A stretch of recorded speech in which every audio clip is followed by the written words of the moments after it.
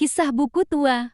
Sebelum mulai cerita, like dan subscribe dulu ya teman-teman. Malam itu, Udin harus mengerjakan tugas di perpustakaan. Dia menemukan buku tua yang berdebu. Udin ambil buku itu dan membukanya. Di dalamnya ada tulisan, "Jangan dibaca." Tiba-tiba ada yang berbisik. Itu bukuku. Buku terjatuh. Seperti ada yang menarik. Ketika Udin mau ngambil buku, ada sepotong tangan. Udin pun takut dan berlari keluar.